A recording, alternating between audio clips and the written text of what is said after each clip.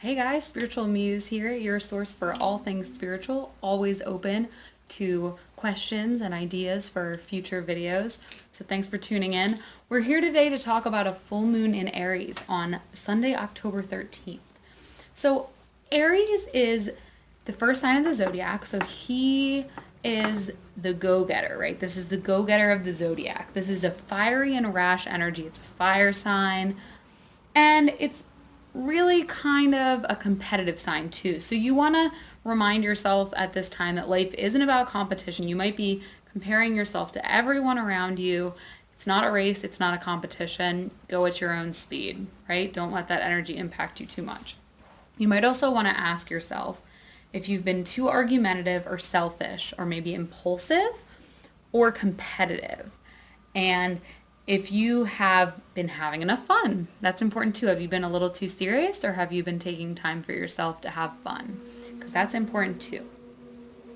Now, in addition to this full moon being in Aries, we always have some other aspects going on as well. So we have the full moon squaring Pluto, right? And this can lead to compulsive and destructive behavior, especially because the full moon is in Aries. And it can bring up some deeply buried feelings and expose those.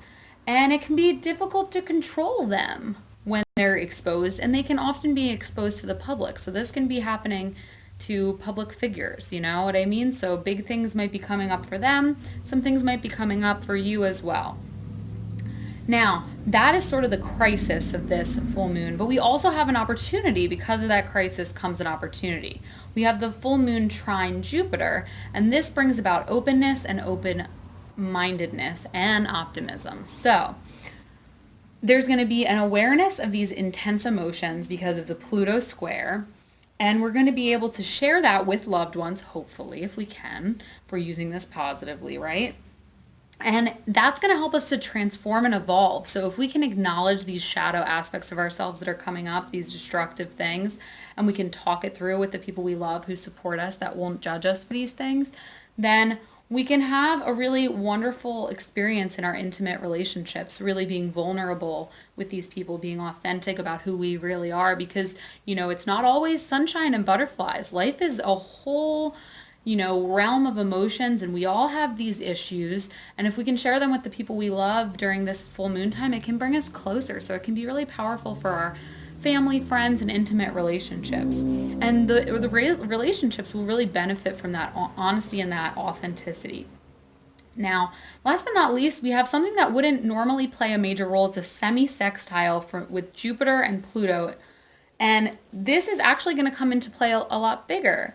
And that's going to be an urge for positive changes, wealth creation, and there's also powerful forces acting behind the scenes to make these things happen. So this is a really awesome full moon if we work with it properly, right?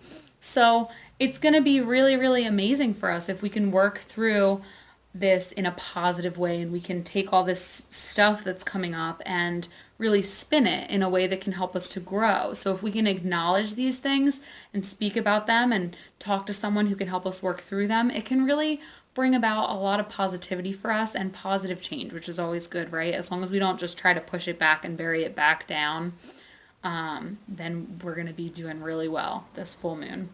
And we also have the Andromeda constellation, which is going to bring about purity of thought, but also some insecurity. So there's going to be sort of a balance going on there. Maybe we're a little too insecure to share these things that are coming up with the people we love, but everything that we're going to be sharing is going to come from a pure heart place if we can get through the insecurities to share it and the fear of, being judged possibly.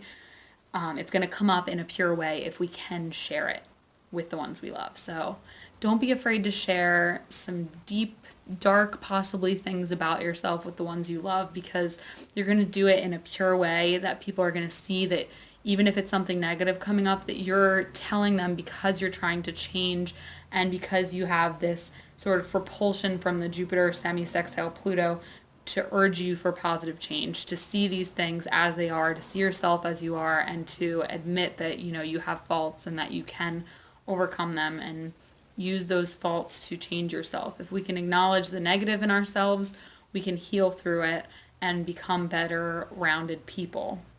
right? So now comes for the surprise fun part of the video that I didn't tell you I was going to do, but I am going to show you guys some crystals that are good for the Aries full moon. So specifically Aries, these are some crystals that relate really well. We have amethyst, carnelian, ruby, and we have snowflake obsidian. So if you would like this set of crystals, I'm going to offer it up. I'm going to put it on my website, an Aries crystal set, and it is going to be only $15 for the set of these crystals. Now, another crystal that I recommend for this particular full moon, because we're working through so much transmutation of negative into positive, is black tourmaline, okay? So that's going to be a really powerful stone to use this full moon as well. And remember, if you're putting your stones out under the full moon, make sure you cleanse them first. So a little segue into how we cleanse things, right? You're going to use sage. You could use sound healing in terms of like a singing bowl or that sort of thing. You can even use the power of positive intention if you're having a really good day. Perhaps you just filmed a really great video on YouTube for the people that you love that care about what you have to say. And then you can also do things like running them underwater. Pretty much all of these that I'm showing here you could run underwater, but things like selenite or water soluble you wouldn't want to. And there's some other crystals as well that you wouldn't want to. You can use a cleansing spray. There are a million ways to cleanse your stones, but then definitely feel free to put them out under the full moon. And if you are interested in this crystal set, they'll be available on my website for only $15, so you can get yours and work with that beautiful Aries energy, which can really propel you to bigger and better things if we're using it positively, right? All right, guys, thanks for watching. This has been Spiritual Muse, and I am here for you with all of your spiritual needs. So let me know if there's anything else that you want to learn about in the realm of spirituality, astrology, you name it, I'm here for you. If I don't know about it, I'll learn about it, and then we'll talk about it, okay? Have a great day, guys, and have a wonderful full moon. Thanks for tuning in.